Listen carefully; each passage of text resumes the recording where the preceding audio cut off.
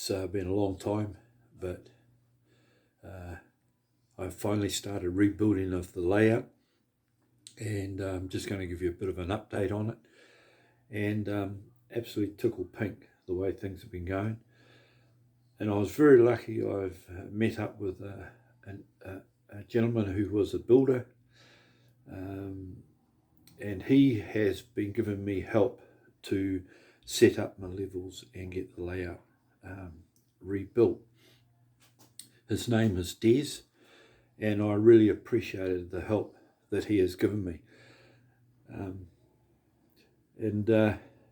just going to give you a view of where we're going and what we're doing. So just hang on, and we'll be right back. In the layout room on the wall, I have a scaled up version of the base areas for the layout, and it's been a real help because I've been able to check my measurements to make sure that what I'm showing on there is actually what I've got in the room. And Des has been a great help in making sure that what I had put on paper through the AnyRail system and what I've actually shown on the wall, we're pretty close within it. You'll notice that if you're coming through onto the entrance area, there's quite a large area where you can walk in and walk around. It's more area than I had on the previous layout. The other thing that is really thrilled about is that I can get it up to 4 levels and hopefully still have room at the top for the final scene, but I can get that without having to use a helix. And I'm able to get my levels going up no more than 2%, sometimes down to about 1.5%. At the moment, I've made a plan that I start at the bottom level, check all the tracks until I move up to the second level. So I'm really pleased how it's turned out, and I'll show you where we're starting off first and see how we go. So I'm just going to show you the first part is LA. This is LA down here, and it is a storage track.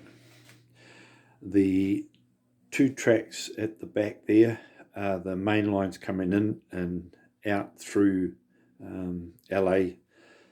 And according to the prototype, they actually did have tracks that go off the end of the station, and the other tracks, these ones that are here, were up quite high.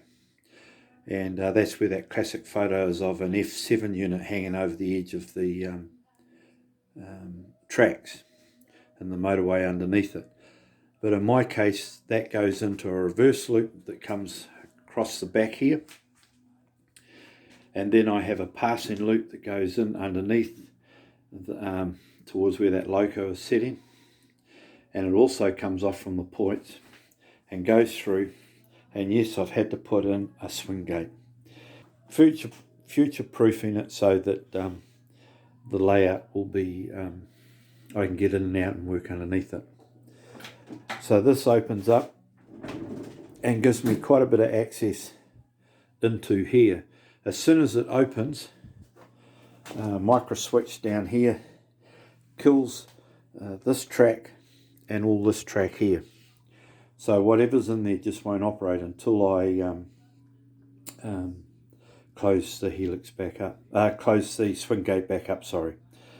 I put a controller point in here so that if there is problems, I can actually work with the controller inside the loops. So from here I'll be able to have access right to the top level on this one. It's going to be different on the other side. So if you come into the layout room, you'll find that we have a lot more clearance. We don't have anything above our head except where my underfloor heating system is, which is this unit here. And so it comes into here. So this is the loop that comes out from LA, climbs back up, and it's about 2%, just under, goes all the way back down through here.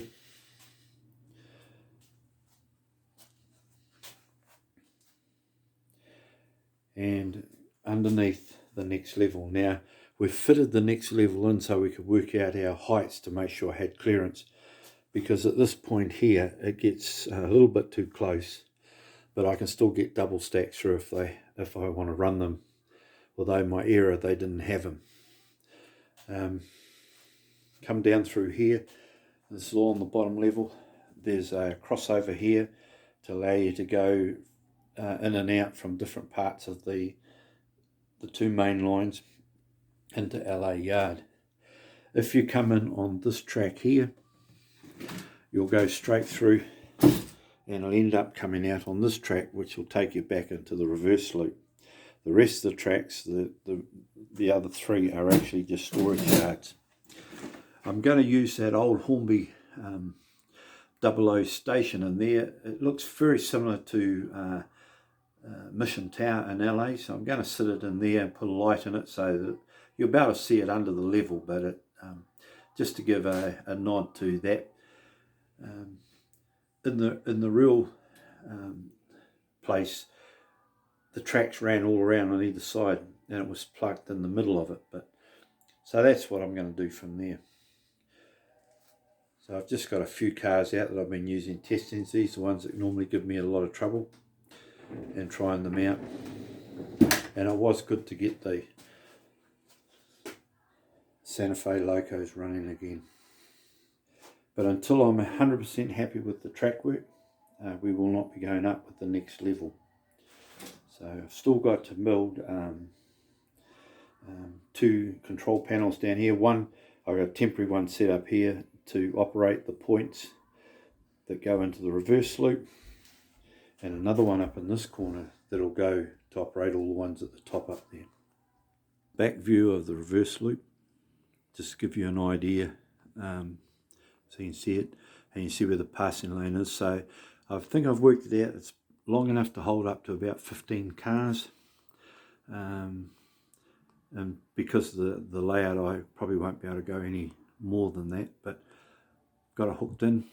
And you'll see, if I come back, you'll see that I've got Apache Canyon sitting there. We had to put that in to work out this height so that we can then work the next level from there across to Lammy and then back in here to behind me, and I'll swing around slowly. This is where Albuquerque will be, and then it'll come off from Albuquerque and climb up to the next loop, which will be to Raton. So just thought I'd give you a heads up. We are alive, doing well, and it's going to be good to get the layout going again. Anyway guys, take care, and we'll catch up with you next time. Bye.